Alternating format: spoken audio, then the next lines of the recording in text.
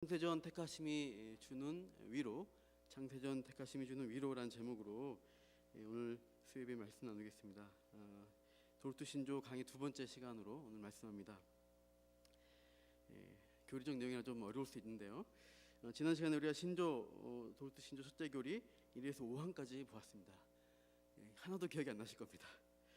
목사님 저도 살펴보지 않으면 가물가물합니다. 이게 교리라는 것이 당대 최고의 신학자, 대표적인 목회자들이 모여가지고 회의하고 문안을 짜고 성경에 기초해서 이렇게 논리적으로 정리한 것이 신조나 교리입니다. 그래서 이 학술적인 냄새가 다분히 풍겨지고요. 읽어봤지만 무슨 논문 같기도 하고 법조문 같이 딱딱합니다.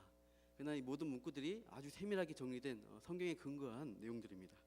그래서 우리가 반복해서 이 교리들을 공부할 수밖에 없다 생각이 들어요. 그래서 포기하지 마시고 시작이니까 계속해서 이 도르투신조 통해서 은혜 받으시기를 축원합니다. 지난 시간에 1항의 시작점, 출발점이 중요하다는 것을 우리가 배웠습니다. 그래서 1항의 제목을 보시면 제가 이제 밑에 프린트 아래 복습이라고 해놓은 부분이 있습니다. 하나님 앞에 정죄받아 마땅한 온 인류라는 제목이 붙어 있습니다. 이제 제목에 대한 참고사항 말씀드리면 이 도르투신조가 처음 쓰여졌을 때 원래는 제목이 없었습니다. 근데 나중에 이게 라틴어로 쓰여진 이것을 영어로 번역할 때 나중에 캐나다 개혁교회에서 받아들이면서 이 내용을 집약한 제목을 붙였고, 여기 이제 제가 나눠드린 프린트에는 그 제목이 인용되어 있는 것입니다. 그래서 이 제목만 봐도 흐름을 좀 대충 알 수 있도록 도움을 주고 있습니다. 그러니까 왜 누구는 선택하고 누구는 택하지 않았느냐, 이 질문들, 예정론에 대한 사람들의 불만 어린 질문들입니다. 하나님은 왜 그렇게 하시냐, 이런 질문들의 저변에 깔린 전제가 있습니다. 그 전제는 이 세상 사람들은 그래도 선하지 않냐, 다 좋은 사람이다, 구원 받을 만하다는 인간의 선함에 대한 전제를 가지고 하는 질문입니다. 그래서 하나님의 선택에 대해 누구는 구원하고 누구는 구원하지 않으시냐, 이것이 불공평하다라고 평가하는 것이죠. 그런데 도르투신조 하나님의 선택과 유기 이 교리 1항에서는 온 인류의 상태에 대해서 분명한 전제를 주고 있어요. 시작점을 알려줍니다. 하나님 앞에 정죄받아 마땅한 온 인류라고 밝히고 있어요. 그 온 인류는 하나도 선하지 않다, 다 저주와 죄 아래에 놓여 있고 영원한 죽음을 받아 마땅한 존재이다, 이것을 밝혀주고 있어요. 우리 로마서 말씀 3장 말씀 보시죠. 이는 모든 입을 막고 온 세상으로 하나님의 심판 아래에 있게 하려 함이라. 그 다음 읽게요. 모든 사람이 죄를 범하였음에 하나님의 영광에 이르지 못하더니. 모든 사람이 죄 가운데 심판 아래에 놓여있다는 말씀입니다. 성경의 진리는 누구나 마땅히 구원받을 근거가 없고 다 저주받을 죄인들이다, 이것을 인정하라고 이 도르투신조는 시작합니다. 그런 상황에서 하나님이 누군가를 구원하실 계획을 하시고 그 구원의 길을 열어주시는 게 이 성경의 구원사입니다. 그게 2항인데요. 바로 이제 보시면 하나님의 아들을 보내신 사건이죠. 그리고 그 보내신 아들에 대한 아들이 이루신 십자가 복음의 그것들을 선포하는 것이 3항의 복음 설교입니다. 또 선포하는 말씀을 듣고 사람들이 복음에 대해서 이제 듣고 믿음을 가질 것이냐 말 것이냐 결정하게 돼요. 이 복음에 대한 사람들의 두 가지 반응을 4항에서 소개했습니다. 두 가지 결과가 있다라고 했죠. 믿고 구원받거나 믿지 않고 그냥 진노 아래 머물러 있던가, 두 가지다. 그리고 5항에서는 이 두 가지 결과가 생기는 원인을 밝혀줬어요. 그래서 믿지 않음의 원인, 믿음의 원천, 이렇게 알려주고 있습니다. 우리 5항 이 부분 읽을까요? 시작. 그들이 믿지 않은 원인 또한 믿지 않는 죄에 대한 책임은 다른 모든 죄들과 마찬가지로 결코 하나님께 있지 않고 사람들에게 있다. 반면 예수 그리스도를 믿는 믿음과 그리스도로 말미암은 구원은 하나님께서 값없이 주시는 선물이다. 믿지 않음의 원인, 그 책임은 사람에게 있고요.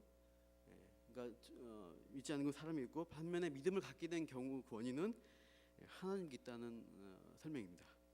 믿는 것은 하나님 은혜고 안 믿는 것은 내 탓이다, 인간 탓이다, 이렇게 말하니까 이제 사람들은 들떴대요. 이게 말이 되는 소리냐, 왜 잘못된 거는 사람 탓이고 좋은 거는 하나님 탓이냐, 이렇게 이제 대한 설명이 오늘 보시는 6항 7항 설명입니다.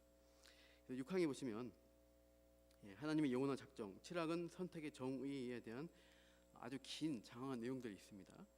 6항 앞부분 보시면요. 앞에 보이시죠? 같이 읽을게요. 하나님께서 시간 안에서 어떤 이들에게는 믿음을 선물로 주시고 어떤 이들에게는 주시지 않는 것은 하나님의 영원하신 작정에서 나온다. 그러니까 어떤 이들에게는 믿음을 선물로 주시고 어떤 이들에게는 주시지 않는 가장 근본적인 심오한 원인은 바로 하나님의 영원하신 작정이다. 그것에서 나온다라고 설명합니다. 하나님이 일하실 때 항상 작정하고 계획하시고 성취하시는 일을 행하십니다. 우리 에베소서 1장 11절 말씀 보시며 같이요. 모든 일을 그의 뜻에 결정대로 일하시는 이의 계획을 따라 우리가 예정을 입어 그 안에서 기업이 되었으니. 그러니까 하나님 모든 것을 결정하시고 결정대로 창세전에 결정한 대로 일하시고 있다는 것이에요. 하나님 무계획적으로 일하시지 않습니다. 사람도 마찬가지입니다. 계획하고 어떻게 해야 되겠다 생각하면서 하지 막 하지 않습니다. 하물며 천지를 창조하신 하나님이 또 인류 모든 역사를 주관하시는데 즉흥적으로 그냥 그때그때 바꾸시지 않는다는 것입니다. 그래서 이렇게 많은 성경의 말씀들은 하나님의 작정에 대해서 증거합니다. 별들의 움직임, 나뭇잎이나 머리카락이 떨어진 것까지 모든 일에 하나님이 작정하시고 일하신다. 그것을 성경은 증거하고 있어요. 이 작정 가운데 사람의 운명에 관한 것도 포함되어 있습니다. 그래서 신학적으로 하나님의 작정, 이 계획이라는 것 중에 사람의 구원에 관한 계획을 따라해 보시죠. 예정이라고 부릅니다. 미리 정하셨다 예정이라는 용어를 사람 등 인격적 존재의 구원과 관련해서 주로 신학적으로 사용합니다. 그래서 그 예정의 결과는 사항에서 언급한 대로 두 가지라고 했죠. 선택이냐 유기냐 이겁니다. 구원하시기로 택하셨는가 아니면 버리셨는가예요. 그래서 6항 그 다음 내용을 같이 읽어보겠습니다. 그 작정을 따라 부분인데요. 읽어볼게요. 시작. 그 작정을 따라 하나님께서는 택하신 자의 마음이 아무리 완고해도 은혜로 부드럽게 하시고 믿음으로 기울게 하신다. 반면에 하나님께서는 택하신 자가 아닌 사람들을 그분의 심판으로서 그들 자신의 악함과 완고함 가운데 남겨두신다. 바로 여기에서 특별히 우리에게 깊으시고 자비로우시며 동시에 공의로우신 구별이 파멸에 똑같이 연루된 사람들 사이에 나타나는데 이것이 바로 하나님께서 말씀 안에 계시하신 선택과 유기의 작정이다. 이까지입니다. 그러니까 선택과 유기에 대해 설명하고 있습니다. 선택의 경우 흔히 우리가 이제 쉽게 줄여서 택자라고 부르고요. 하나님의 택자에게는 그 마음이 아무리 완고하고 또는 죄 가운데 있어도 하나님의 은혜 가운데 임하셔서 부드럽게 마음을 만지십니다. 그리고 믿음으로 기울어지게 한다는 거예요. 그 택자가 엄청난 살인범이든 악인이든 상관없이 결국에는 믿음으로 기울어진다는 거예요. 이렇게 하는 것은 순전히 하나님의 은혜다. 그 사람 본인에게는 구원받을 만한 하등의 이유가 하나도 없는데 하나님이 그 사람을 선택하셨기 때문에 그 작정에 따라 은혜를 주셔서 바꾸시는 거예요. 그런데 유기에 있어서는 버림받은 사람을 우리 유기자라고 부릅니다. 유기자에게는 하나님의 심판이라는 공의를 행하시기 위해서 그냥 그 사람을 남겨둬요.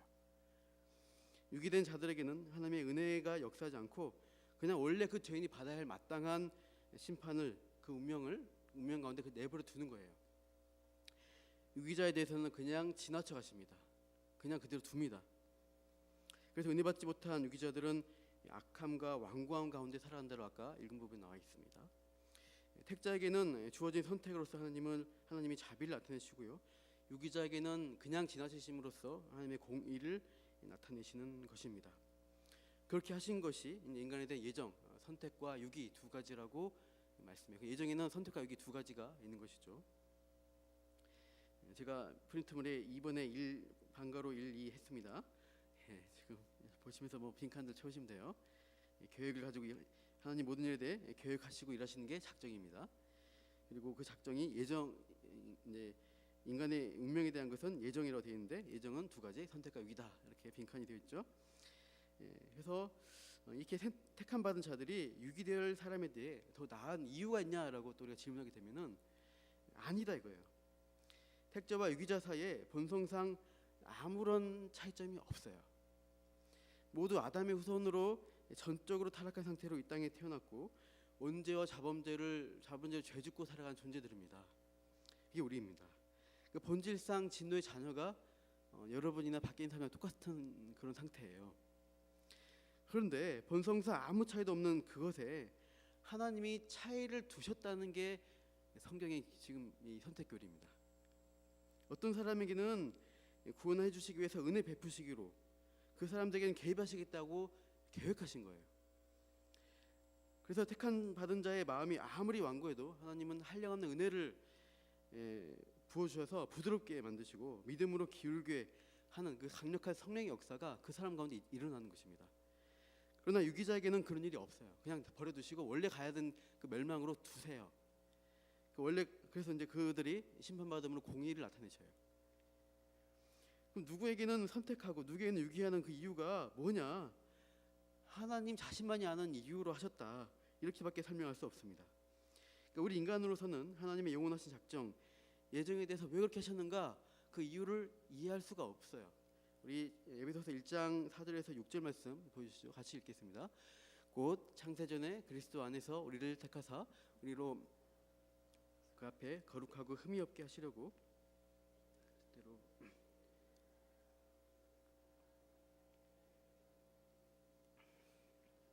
안에서 우리에게 거두시는 바 그의 은혜의 영광을 찬송하게 하려는 것이라. 여기 보시면 창세 전에 택하셨다고 했잖아요, 그죠? 예. 근데 창세 전에 택하시면서 그 기쁘신 뜻대로 우리를 예정하셨다라고 방금 말씀했습니다. 그러니까 이에 대해서 7항에서 이 말씀을 근거로 선택의 정의에서 정리하는 내용입니다.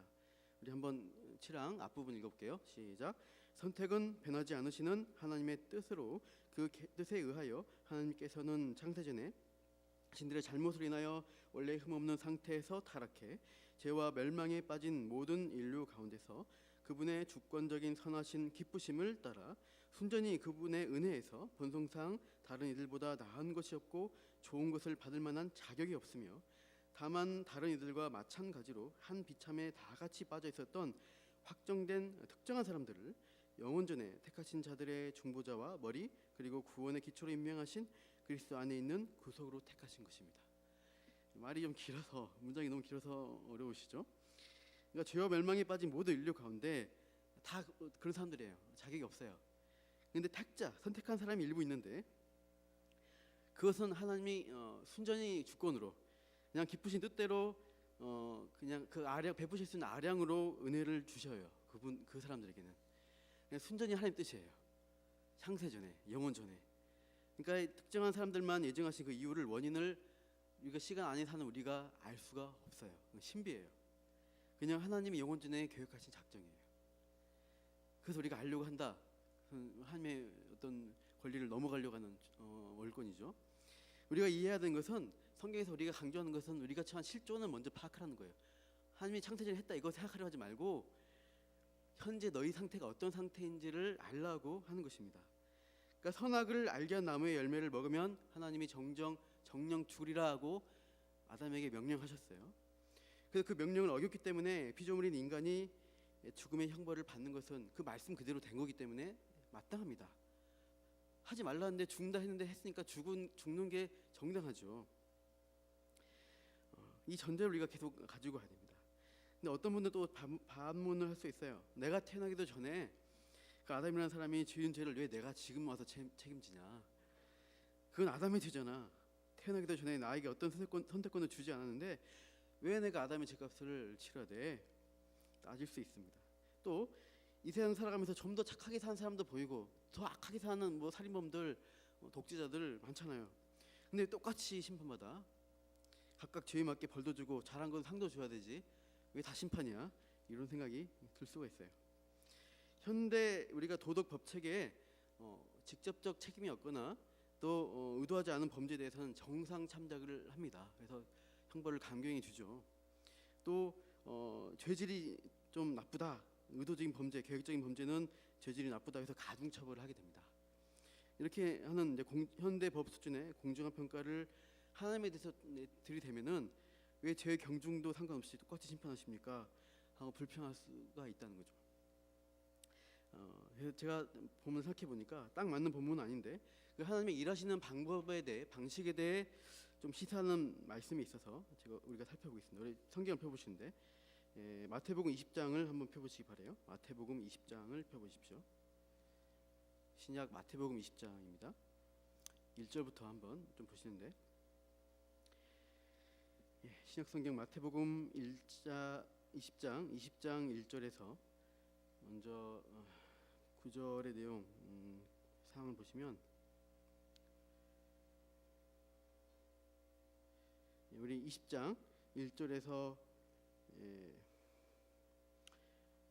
4절까지 한번 읽어보시죠. 20장 1절에서 4절 같이요. 시작. 천국은 마치 품꾼을 얻어 포도원에 들여보내려고 이른 아침에 나간 집주인과 같으니 그가 하루 한 데나리온씩 품꾼들과 약속하여 포도원에 들여보내고 또 제3시에 나가보니 장터에 서 있는 사람들이 또 있는지라. 그들에게 이르되 너희도 포도원에 들어가라. 내가 너에게 상당하게 주리라 하니 그들이 가고, 이렇게 쭉 나와 있어서 6시, 9시, 그러니까 우리 시간으로 하면은 이제 0시가 아침 6시입니다. 6시부터 12시까지 되면은 저녁 6시까지 하루 이제 일정이죠. 그렇게 쭉 시간마다 나가지고 품꾼들을 포도원으로 들여보냅니다. 2절에 보시면 하루 품삯이 한 데나리온이에요. 그 당시 시세로 맞습니다. 하루 일하면 품삯이 한 데나리온이에요. 그렇게 사람들 불러서 일을 시키고 있어요. 9절 보시면 제11시에 온 자들이 와서 일하고 한 데나리온, 1시간 일하고 한 데나리온 받았습니다. 그럴 때 10절부터 12절 말씀 우리 같이 읽어볼게요. 20장 10절에서 12절 시작.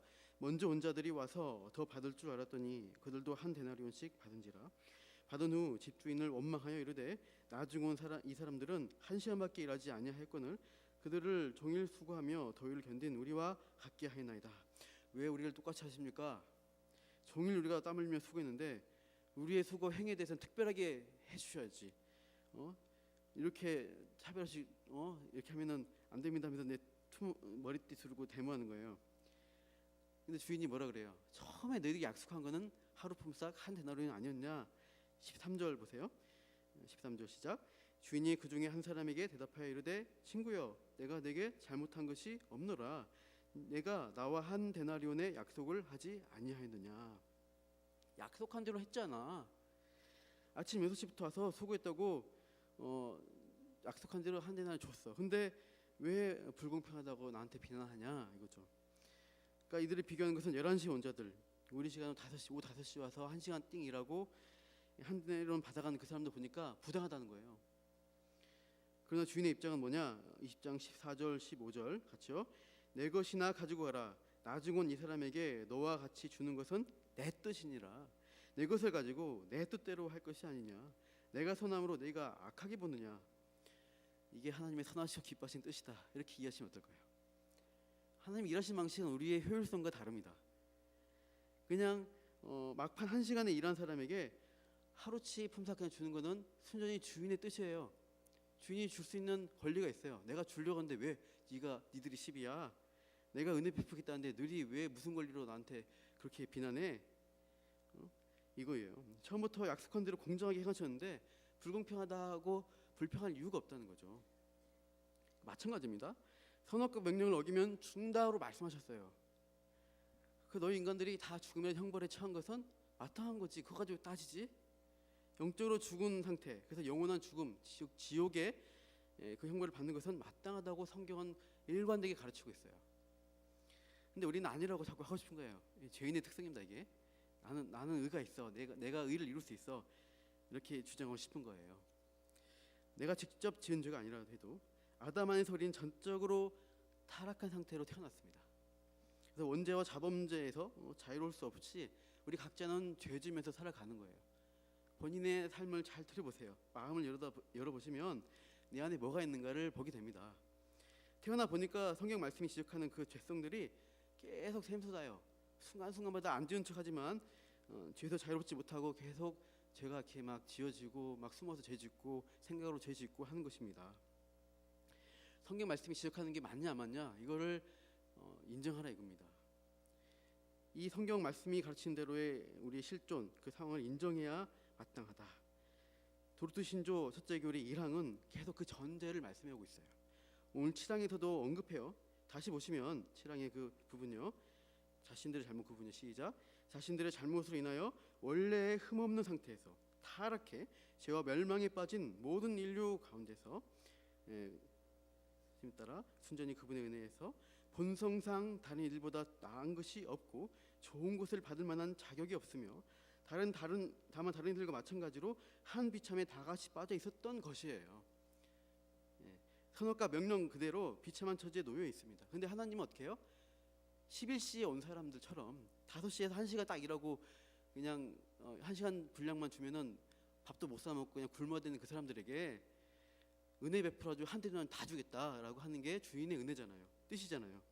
기쁘신 뜻을 따라서 멸망에 처한 사람들 중에 11시 사람, 특정한 사람들을 선택하셨어요. 그 사람들에게는 은혜 베푸겠다, 살려주겠다라고 결정하신 거예요. 그러니까 니들이 왜 하나님이 그렇게 하셨냐라고 삿대질하고 이러면 안 된다 이겁니다. 하나님은 내 것을 가지고 내 뜻대로 하겠다 이렇게 말씀하신 거예요.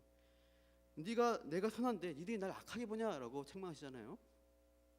은혜 베푸시는 영역은 창조주 하나님의 주권입니다. 하나님이 자신에 대해서 선하다고 주장하시면 창조주 되시는 그분이 말씀하신 게 맞아요. 그것을 인정하는 게 피조물의 정당한 태도입니다. 그리고 하나님은 이 선택을 하신 게 시간 안이 아니라 시간 전인 영원 전인 것을 알려주시고 있어요. 에베소서 1장 4절 아까 읽었지만 창세전에 그리스도 안에서 우리를 택하셨습니다. 시간도 창조물입니다. 시간 전에 모든 사물이 있기 전에 전이란 시점에서 하나님은 선택을 하셨어요. 하나님이 창조하시고 갑자기 아담이 타락하고 막 죄가 일어나고 막 이거 어떡하지 큰일 났네 당황하면서 아이고 이제 후속 조치를 취하겠다. 그리스도를 구원자로 보내야지. 그리고 이제 구원할 사람들 내가 지금부터 택해야지. 이렇게 하신 게 아니에요. 창세전, 영원전에 이 모든 선택을 이루셨습니다. 그러니까 이것은 우리 생각으로 갈 수 없는 신비의 영역입니다. 근데 이것을 하나님 말씀이 알려주기 때문에 계시해 주니까 그 정도로만 그렇구나 하고 알면 되는 것입니다. 그래서 하나님이 이 선택한 자들을 시간 안에서 어떻게 그 구원을 이루어 가시냐 이것을 7항 중간 부분이 설명하고 있어요. 또 읽을게요. 하나님께서 시작. 하나님께서는 이 택하신 자들을 그리스도에게 주시기로 그리스도로 말미암아 구원을 받게 하시기로 그리고 그분과의 교통 안으로 그분의 말씀과 성령으로 효과적으로 부르시고 이끄시기로 그들에게 참된 믿음과 의롭다 하심과 거룩하게 하심을 주시기로 그리고 능력으로 역사하사 그분의 아들과 더불어 교제하게 하심을 가운데 보존하시어 마지막으로 영화시키기로 작정하셨다. 참 말이 그런데요. 이 앞 처음 부분 하나님이 창세전에 선택했다라는 그 부분을 우리가 보게 되는데요. 요한복음 말씀 잠깐 보시면 너무 긴데 빨간 글씨 보이시죠? 예수님 하신 말씀이에요. 제자들에게 마지막 십자가 달리시기 전날 저녁에 제자들에게 이제 최후의 만찬하시면서 6장은 이 부분은 유대인과 논쟁에서 한 거고요. 또 13장 11장은 그 전날 밤에 하신 얘기인데 빨간 글씨 보시면 내게 주신 자라는 말씀 또 세상에 있는 자기 사람들이라고 나와 있죠. 그리고 또 그 뒤에 넘어가시면 또 세상 중에서 내게 주신 사람들, 그러니까 예수님에게 하나님이 창세전에 주신 사람이 있는 것입니다. 그 사람들을 선택해서 예수님께 주셨다라고 말씀하고 있고 예수님도 그것을 제자들에게 말씀했어요. 그러니까 예수님을 믿고 그 사람들을 예수 믿고 구원받게 만들어 가시는데요. 그분과의 교통, 즉 교제 속으로 들어가게는 방법, 방편까지 하나님이 작정하셨어요. 그것을 이제 시간 안에서 실행하신다는 사실을 알려주고 있습니다. 어떻게 그 과정이 나타나느냐 보니까 첫 번째는 말씀과 성령으로 효과적으로 부르신다라고 했죠 아까. 이것을 신학적 용어로 효과적 부르심이라고 합니다. 사도행전 16장 14절 보시면 이 루디아라는 사람이 바울의 전도하는 복음 전도의 말을 들었습니다. 귀로 들었어요. 듣다가 보니까 어떻게 해요? 주께서 그 마음을 열어 바울의 말을 따르게 하셨어요. 복음의 말씀을 듣는 중에 성령께서 역사해서 그 루디아의 마음을 열어줬습니다. 그래서 받아들이겠습니다. 이 설교에 루디아가 듣고 복음으로 믿음으로 반응하게 된 거고 또 베드로의 설교를 들은 고넬료의 가족도 그런 식으로 성령의 역사로 마음이 열렸습니다. 오순절 성령 강림 시에 너희가 십자가에 못 박은 예수를 주와 그리스도가 되게 하셨다. 이 베드로의 이 설교 선포에 택한 자들의 반응이 있었어요. 이들은 마음에 찔려서 우리가 어찌할꼬 막 가슴을 쳤습니다. 그러면서 죄에 대해 각성하고 구원의 은혜를 구하는 가난한 심령으로 베드로 앞에 초대 사도들 앞에 나아갔습니다. 이렇게 마음을 열어서 복음을 받아들이게 하시는 성령의 역사를 따라해보세요. 효과적 부르심. 제가 지금 선포하는 것은 일반적 부르심입니다. 그냥 일반적으로 선포하고 있어요. 근데 이 가운데 마음이 열려진 사람에게 유효적으로 효과적으로 역사하게 되면은 그것이 효과적 부르심이 됩니다.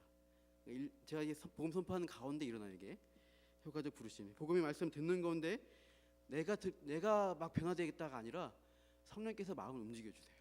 그래서 마음이 열리면서 믿게 돼요. 루디아가 그런 것처럼 그런 일이 일어납니다.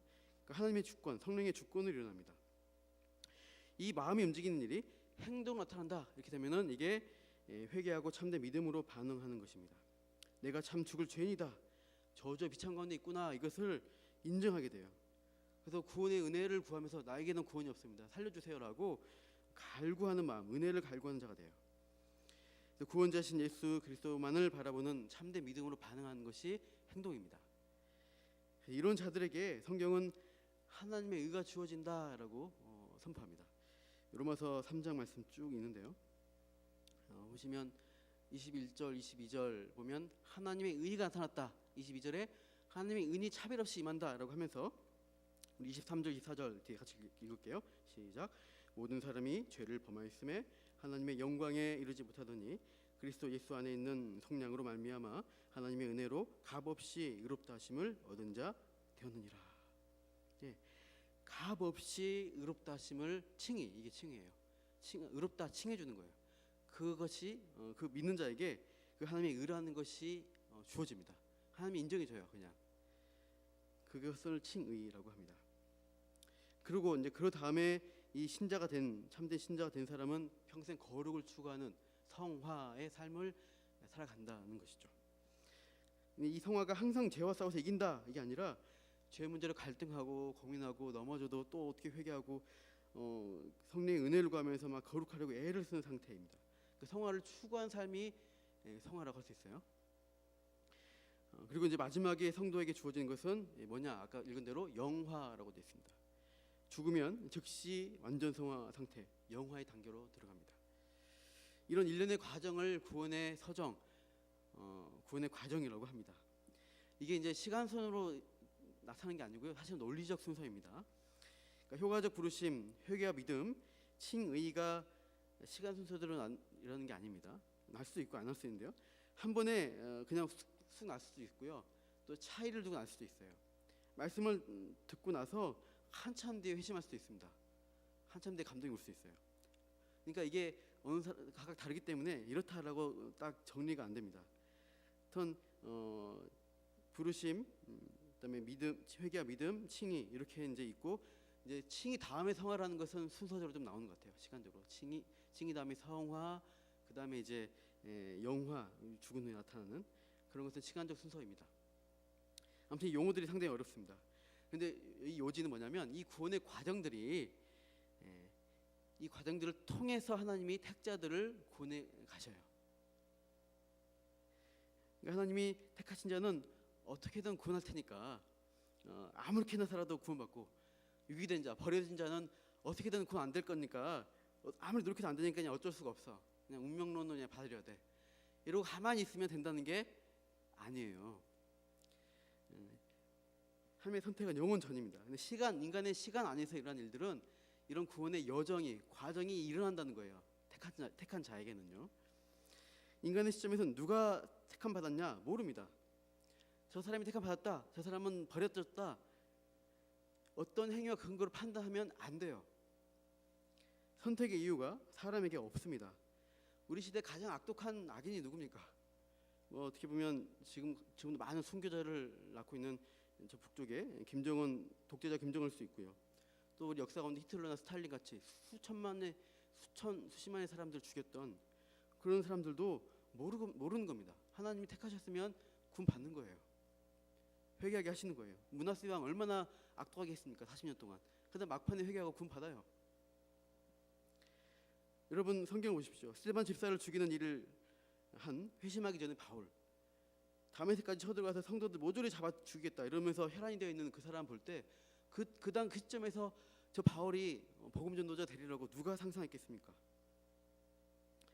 나 같은 죄인 살리신 주 은혜 놀라와.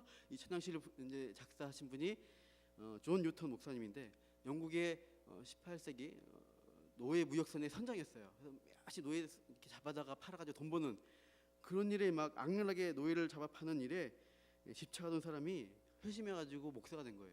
그리고 회개한다고 이런 시를 쓴 거예요.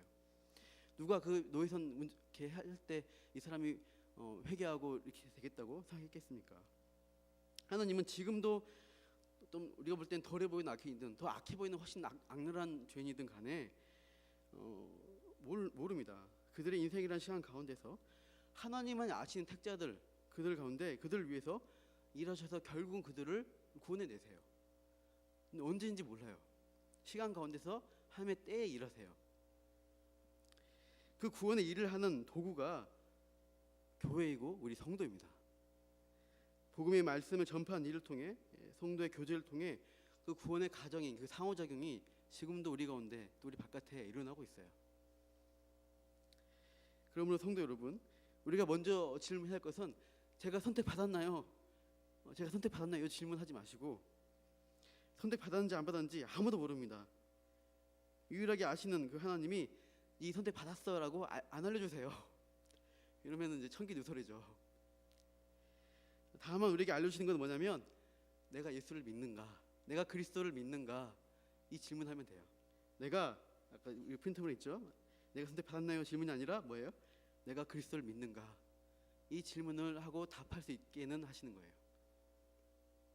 구원의 방편, 그 방법으로 주신 일들이 내 인생에 차근차근 이루어지고 있나? 그 질문을 할 수 있습니다. 내가 구원의 과정 가운데 있는가? 내가 그리스도를 믿는가? 이 질문을 먼저 하는 게 맞습니다. 선택받았나 질문은 공허해요. 몰라요. 하나님, 내가 그리스도를 잘 믿고 있나요? 성경이 알려주신 구원의 여정 가운데 제가 서 있습니까? 끊임없는 성화의 과정 가운데 죄와 싸우는 고민 가운데 있습니까? 이렇게 질문하면서 신앙을 붙들고 있는가? 나 스스로에게 질문을 던져보십시오. 물론 내가 진짜 그리스도를 믿는가, 내 믿음이 진짜인가도 의심하는 고민 가운데 또 갈 수 있습니다. 근데 특이한 것은 내가 진짜 잘 믿는가, 이렇게 죄짓고 넘어지고 자빠지는데 내가 진짜 구원 받았나 이런 의심도 들잖아요. 이 의심과 질문을 하게 된다면 목회적으로 판단할 때요, 진짜 성도는 그런 고민 많이 해요. 오히려 나는 완벽해, 이 정도면 구원받을 만하지, 열심히 정진하고 노력해왔어, 교회 생활, 신앙 생활 나름대로 열심히 했어, 자부하고 있으시다면 어쩌면 은혜를 모르는 분이구나 하고 제가 목회자는 심히 걱정하게 될 것입니다. 내가 그리스도를 믿는가 의심도 하면서 수없는 질문 가운데 또 어떻게 보면 아까 하지 말라는 질문, 내가 과연 선택받았나, 하지 말라 하지만 또 들잖아요. 어쩔 수 없는 질문하면서 고민하면서 하나님, 내 영혼에 대해서 염려하는 사람, 어떻게 보면 그 사람이 택함 받은 자일 것입니다. 그리고 하나님이 그 사람을, 그 마음을 연약하고 부드럽게 하셔가지고 계속 믿음 가운데 붙들도록, 말씀 듣도록, 하나님께 기도하도록 이끌어 가시는 거예요. 그러니까 이 고민하는 성도 가운데 이 선택의, 오늘 우리가 살펴본 선택의 교리는 구원에 대해서 끊임없이 고민하는 성도에게 뭘 주냐면요, 위로와 확신 주는 교리예요. 이 선택의 교리가 위로를 주는 것입니다. 우리 6항의 마지막 문장을 우리 프린트물 보십시오. 6항의 마지막 문장 아까 안 봤어요. 6항의 마지막 폐역하고 그 부분 있죠. 같이 읽어보겠습니다. 폐역하고 더러우며 정함이 없는 6항의 마지막 사람들은 이 작정을 왜곡하여 스스로 파멸에 이르는 반면 거룩하고 경건한 영혼들에게 이 선택과 유기의 작정은 이루 말할 수 없는 위로가 된다. 버리운 자들은 어떻게 해요? 폐역하고 버리운 자들은 선택의 작정을 무시하고 왜곡해요. 막 몰라 이러고 하나님을 불공평하다 이렇게 아까 같이 이렇게 비난하죠. 그러면서 스스로 받아들이지 않고 자신의 실종을 인정하지 않고 파멸에 이르게 됩니다. 그러나 택자에게는요, 이 선택과 유기의 작정은 뭐예요? 이루 말할 수 없는 위로가 된다고 합니다. 그것은 나에게 구원받을 자격이 있지 않기 때문이에요. 하나님이 일방적으로 선택하셔서 구원하겠다라고 결정하신 거죠. 영원 전에 그 예정하심을 따라 시간 안에서 하나님은 내가 태어나고 죄인으로 태어나서 살아가면서 자범죄를 지으며 살아가는 가운데 내 인생에 가만 안 두고 지나치지 않고 개입하셔요. 그래서 아까 말씀드렸던 구원의 과정이 내 인생 가운데 일어나도록 역사하십니다. 그래서 반드시 어떻게 해요? 구원의 완성까지 이루어지게 하시고 맙니다. 그래서 이 자리까지 나와서 말씀을 들으시고 또 하나님의 은혜를 구하시는 여기 계신 성도 여러분들, 하나님이 부르셔서 제가 정확히 알 수 없지만 여러분을 택하셨기 때문에 이 자리에 남은 게 나온 것이 아니겠는가 추측할 수가 있어요. 말씀을 사모하고 내 영혼을 고민하고 내 안에 있는 죄의 문제, 내 삶에서 일어나는 그 여러 가지 이기적인 문제들 있잖아요. 이 일로 부닥치는 일들로 근심하고 고민하고 기도하는 일들이 계속 일어나죠. 힘들죠. 그냥 세상적으로 살면 그냥 큰 고민 안 해도 되는데 계속 말씀드리니까 고민하게 되잖아요. 이게 힘들어요. 근데 이게 사실은 복이라는 것입니다. 그리스도를 믿게 하려는 성령의 강력한 개입이 내 안에 일어나고 있는 거예요. 그 과정이 있다면요. 그 일로 인해서 내가 그리스도를 믿는가 하면서 위로를 받을 수 있다는 거예요. 이 과정이 일어나고 있는데 이 일어난 이유는 원인은 영원전에 택하신 창세전에 택하신 하나님의 선택 때문이구나라고 한다면 내가 넘어지고 좌절로 자빠져도 하나님이 구원을 이루어내고야 마시겠구나 이것을 확신할 수 있게 됩니다. 내 실수, 내 넘어진 것 상관없이 이 나의 구원을 하나님이 이루시겠구나. 창세전의 선택의 이 말씀으로 나를 위로하시고 또 끝까지 믿음 가운데 붙들어서 견고한 인내로 그 구원의 그날까지 나를 책임져 가시겠구나 이런 확신이 들 수 있다는 것입니다. 여러분, 이 선택의 교리 상당히 어렵고 또 장황합니다. 하지만 말씀을 정리한 이 진리의 내용들을 기억하시면서 이 선택이 나를 구원의 길로 인도하시는 하나님의 크신 위로구나 확신하면서 마지막까지 우리가 이 구원의 과정 가운데 서 계시기를 축원합니다. 같이